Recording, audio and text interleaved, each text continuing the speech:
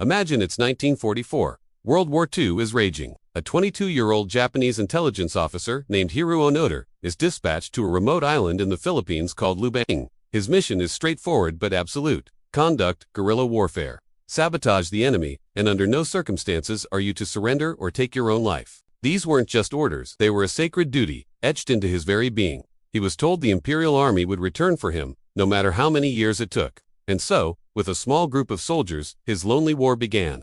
A year later, in 1945, the war ends. Japan surrenders. The world begins the slow, painful process of healing. But on Lubang Island, for Hiroo Onoda, nothing has changed. Planes fly overhead, dropping leaflets announcing the end of the war. They're signed by a high-ranking general. But Onoda and his men see it as a trick, a clever piece of enemy propaganda designed to lure them out. They find newspapers left by islanders. They hear radio broadcasts. But their training and their unwavering belief in their mission lead them to one conclusion: it's all fake. The war, for them, must continue. So they retreat deeper into the jungle, their world shrinking to the dense, humid foliage of the island. Life becomes a relentless cycle of survival. They live off the land, foraging for coconuts and bananas, and occasionally raiding local farms for livestock, which tragically leads to skirmishes with the island's residents. For them, these were not civilians, but enemy collaborators. They maintained their rifles with meticulous care, hoarding every precious bullet. Their military discipline was ironclad. They performed their daily routines, saluted the rising sun, and held on to the belief that Japan was still fighting and would one day come for them. Years turn into a decade. One by one, Onoda's comrades fall away. One soldier wanders off and surrenders in 1950. Another is killed in a clash with local police a few years later. By 1972, after a final firefight, Onoda is completely alone. Imagine the profound isolation. For nearly 30 years, his only companions were the sounds of the jungle and the unwavering echo of his orders. He was a ghost, a soldier fighting a war that had long since ended. A war that only existed in his own mind and on his small island battlefield. He was a living embodiment of duty, but at what cost?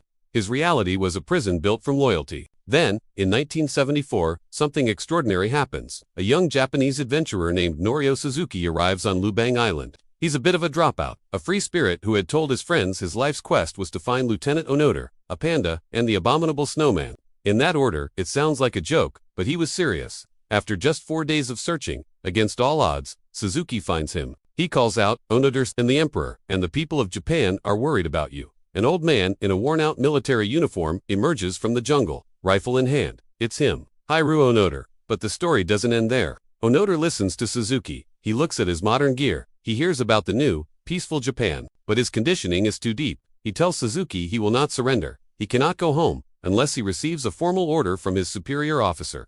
The promise made to him 30 years ago still held him captive. Suzuki returns to Japan with this incredible news and a photo as proof. The Japanese government is stunned. They locate Onoda's former commanding officer, Major Yoshimi Tonoguchi, who had long since left the military and was now working quietly as a bookseller. The government flies the now elderly Major Tonoguchi to Lubang Island. In March of 1974, in a clearing in the jungle, a scene straight out of a time warp unfolds. Major Tonoguchi, in his civilian clothes, stands before his subordinate and formally reads the order. In accordance with the Imperial Command, the 14th Area Army has ceased all combat activity. You are ordered to lay down your arms and report to your nearest superior officer. The war is over. For the first time in 29 years, Hiroo Onoda's mission was complete. He stood at attention, his face unreadable, and then he let out a deep, guttural cry. He formally surrendered his Arisaka rifle, still in perfect working order, his ammunition, his sword, and the hand grenades he had kept by his side for 3 decades. He had followed his orders to the absolute letter. His return to Japan was a media sensation.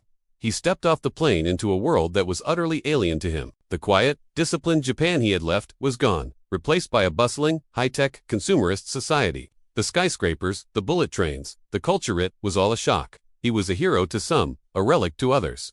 He couldn't reconcile the nation he had fought for with the one he had returned to.